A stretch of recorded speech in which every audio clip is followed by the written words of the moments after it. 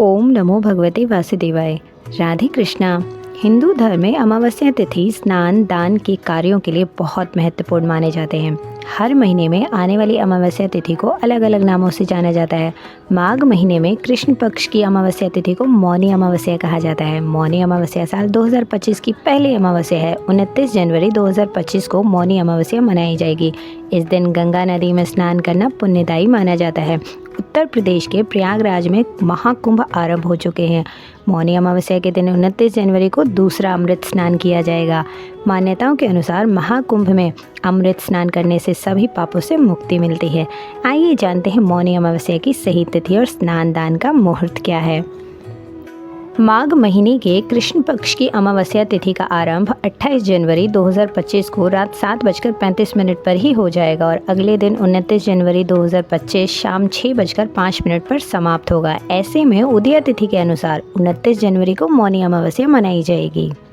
मौनी अमावस्या के दिन पवित्र नदी में स्नान के लिए ब्रह्म मुहूर्त सुबह 5:25 से 6:18 तक रहेगा, लेकिन इस दिन पूरे दिन कभी भी स्नान और दान किया जा सकता है। इस दिन रात 9:22 तक सिद्ध योग का भी निर्माण हो रहा है। शुभ कार्यों के लिए सिद्ध योग उत्तम माना गया है। धार्मिक मान्यताओं के अनुसार मौनी अमावस्या के दिन गंगा नदी या किसी भी अन्य पवित्र नदी में स्नान करने से सभी पाप मिटते हैं और मोक्ष की प्राप्ति होती है। इस दिन पितरों की आत्म शांति के लिए श्राद्ध, जल तर्पण और पिंडदान के कार्य भी किए जाते हैं। मान्यता है कि इस दिन दान पुण्य के कार्यों के साथ ब्राह्मण और गरीबों को भोजन खिलाने से पितर प्रसन्न होते हैं। मौनी अमावस्या पर मौन व्रत भी रखा जाता है। ऐसा कहा जाता है कि अमावस्या के दिन पितर अपने वंशजों से मिलने आते हैं। ऐसे में इस दिन श्राद्ध, तर्पण और पिंडदान के कार्यों से परिवार के सदस्यों पर पितरों का आशीर्वाद बना रहता है।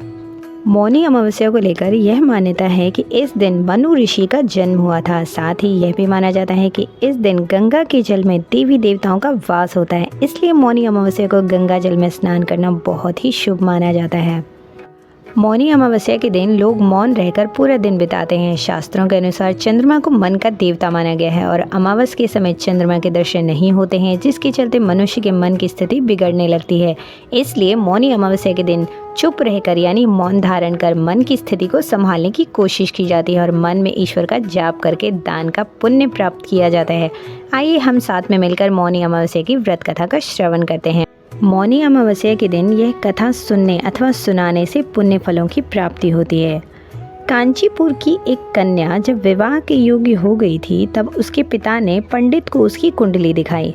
पंडित ने कुंडली में वैधव्य दोष बताया। इसके बारे में बताने के साथ ही पंडित जी ने दोष से बचने का रास्ता भी बताया। पंडित जी ने बताया कि हे ब्राह्मण, सिंघल द्वीप में एक पतिव्रता महिला रहती है जिसका नाम सोमा धोबिन है। यदि कन्या की शादी से पहले सोमा आपके घर आकर पूजन करे और अपना आशीर्वाद दे तो यह दोष दूर हो जाएगा।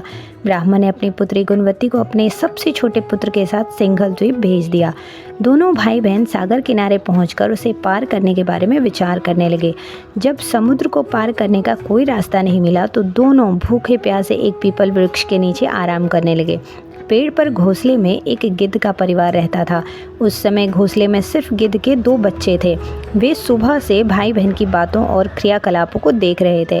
शाम के समय जब गिद्ध की माता बच्चों के लिए भोजन लेकर घोंसले में आई तो बच्चों ने पेड़ के नीचे लेटे भाई बहन की सारी कहानी अपनी माता को बताई। उनकी बातें सुनकर गिद्ध की माता को दोनों भाई बहन पर दया आई और बच्चों के कहने से उसने कहा कि तुम लोग अब चिंता मत करो, मैं इन्हें सागर पार करवा दूंगी। बच्चों ने माता की बातों को सुनकर खुशी खुशी भोजन ग्रहण किया। गिद्ध की माता बच्चों को भोजन करवाकर दोनों भाई बहनों के पास आई और बोली कि मैंने आपकी समस्याओं को जान लिया है, अब आप चिंता मत कीजिए, आपकी समस्या का निदान मैं करूंगी और आपको सोमा धोबन के घर पहुंचा दूंगी।